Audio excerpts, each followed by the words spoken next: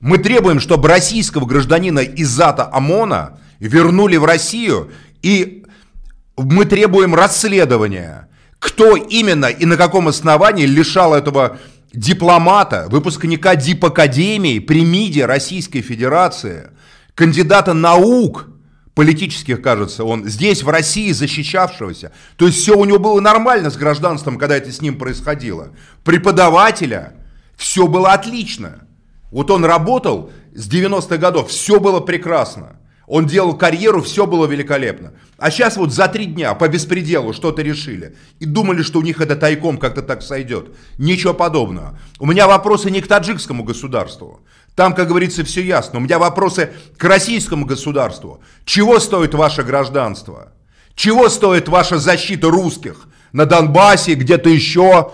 Да вы вообще чего-то можете защитить? Или тут за бабки чего угодно можно сделать? Любой может быть выдворен куда угодно.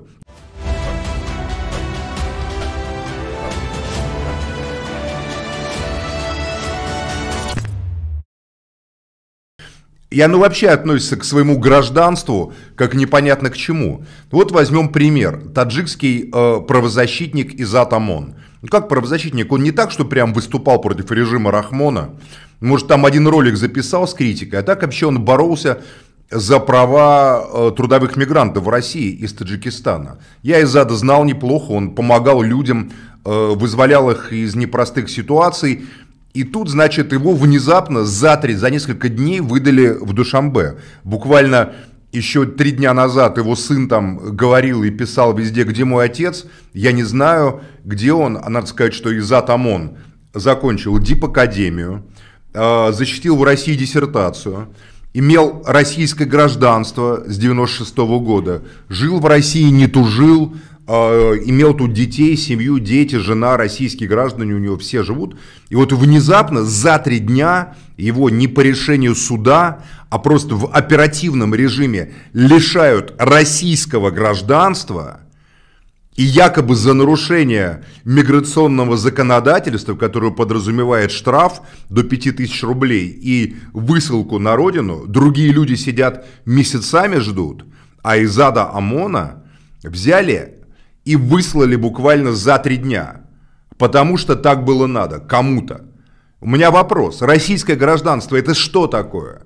Это что нам тут начальники всех мастей, всякие там депутаты, единороссы рассказывают и ногами топают про российское гражданство? Вот российский гражданин, который живет в России, у которого семья в России, которого десятилетиями в Москве, в России знают все. Адвокат, юрист.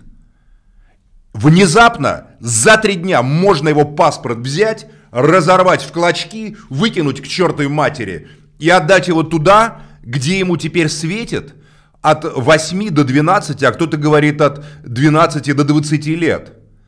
Его там обвиняют в Таджикистане, я на Азия Плюс прочитал, в том, что он якобы за какие-то деньги, ну смешные по российским меркам, там 40 тысяч еще рублей, естественно, еще что-то, обещал помочь вызволить из тюрьмы каких-то таджиков, которые туда попали. То есть, может так было, может так не было. И якобы это вот мошенничество, которым его обвиняют. Но здесь-то в России, ладно Таджикистан, ладно таджикские власти, там у нас вопросов просто нету, понимаете? Понятно, что человек только рот открыл против Рахмона и, как говорится, сразу туда поехал. Он никогда, Иззат, не был замечен ни с какими исламскими группами, ни с какими исламскими партиями не работал. Вот я отвечаю за это. Он, наоборот, всегда дистанцировался от этого направления в Москве. Он занимался, всегда подчеркивал, что он светский юрист, даже не политик. И дернул его черт, конечно, заняться там политической риторикой, потому что это мгновенно сразу же, как говорится, жизнь его переменилась. Но я сейчас не про это говорю, а я говорю про то, что российского гражданина не по решению суда, без какого-либо расследования взяли и порвали его паспорт клочья и отдали другому государству. Это может с каждым случиться. В России живут миллионы бывших таджикских граждан, сотни тысяч этнических таджиков, которые живут еще с советского времени. Многие из них успешны в бизнесе. успешны в политике. Я знаю врачей таджиков. Это выдающиеся наши профессора, ученые, онкологи, другие. Многие из них приехали в нашу страну в начале 90-х. Или так или иначе, как, допустим, Карамат Шарипов, который точно так же, значит, он служил в 201-й дивизии, то есть был офицером таджикским и российским офицером, жил в России, лишили российского гражданства, выслали в Таджикистан, потому что это кому-то понадобилось. То есть вот все эти люди, уважаемые, достойные люди, находятся под угрозой того, что сегодня ты профессор, сегодня ты бизнесмен, сегодня ты юрист, сегодня ты адвокат, сегодня ты российский офицер, но ты таджик. Этнический таджик. Не важно, что у тебя русская жена, не важно, что у тебя дети наполовину таджики, наполовину русские, которые российские граждане, здесь родились, учатся в российских школах, учатся в российских вузах. Это не имеет значения. Какой-нибудь мент может взять твой паспорт российский со всем этим гербом, плюнуть на него, разорвать его и за 3 дня отправить тебя туда, где тебя, скорее всего, ждет расправа. Вот цена этому государству, вот цена этому гражданству, вот цена этой единой России. Поговорим с вами о политическом кризисе. Это не кризис? Такое отношение властей, это не первый раз. И сколько людей, какие толпы людей получили российское гражданство. Я, кстати, знаю, что десятилетиями буквально русские из Средней Азии там не могут получить российское гражданство, за взятки получают. Русские, за русских, мы за русских, говорит Путин, мы за русских, кричит Затулин, мы за русских, мы русский мир, хрен вам, русские получат тут гражданство, за взятки нельзя.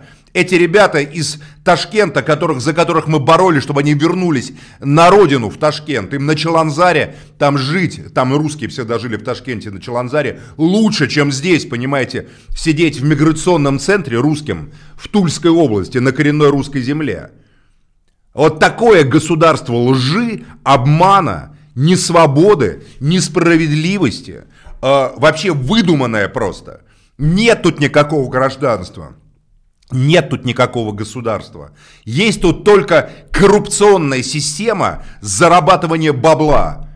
Мы требуем, чтобы российского гражданина Иззата Амона вернули в Россию, и мы требуем расследования, кто именно и на каком основании лишал этого дипломата, выпускника дипакадемии при МИДе Российской Федерации, кандидата наук, политических, кажется, он здесь, в России, защищавшегося. То есть все у него было нормально с гражданством, когда это с ним происходило.